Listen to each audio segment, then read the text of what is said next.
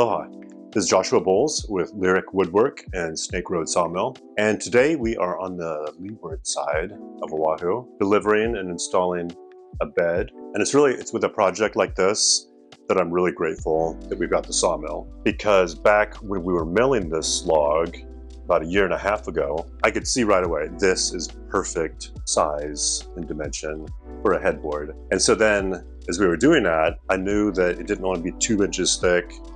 It wanted to be a little bit thinner. I feel like a headboard ideal is about 1.25 inches. So we milled several of these for headboards at that dimension, and they've just been sitting in the stacks waiting for the perfect project. And so we had a client who wanted a bed, a Monkeypod headboard.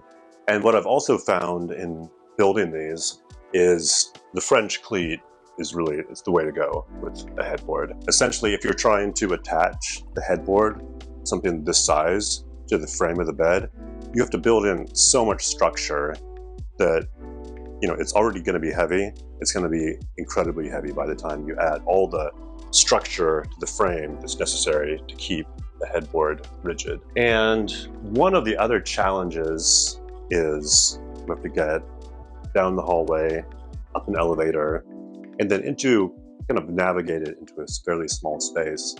And so we had to build it as a kit of parts, and then we've assembled it here on site.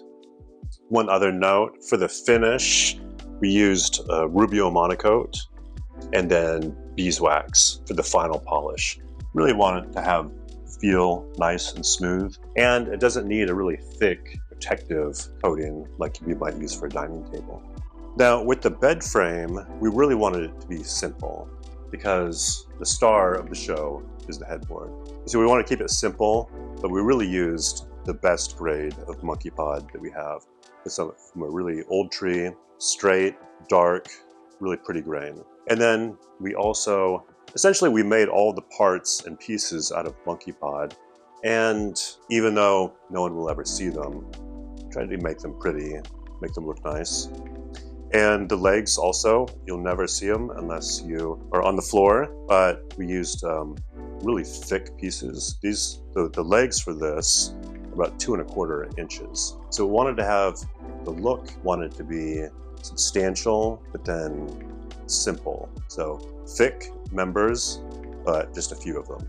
For the same client, we also made this entertainment center. And like I was thinking about with the bed, getting access to the unit is a little bit tricky because of the configuration of the doorways, fairly small elevators. And as you can see, this is a long piece. It's about 9 feet long.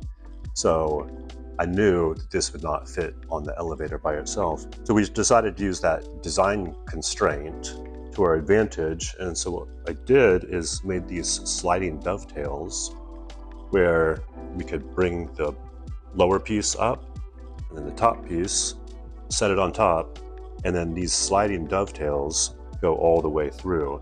So we're able to slide this onto it. And I like this idea of having a design problem. How do you get the piece into the unit in 2 parts? And actually making a detail out of it. And that's what we did here. I think it turned out to be quite successful. So if you need a bed for your residence, please give us a call or visit the shop, and please subscribe to our channel.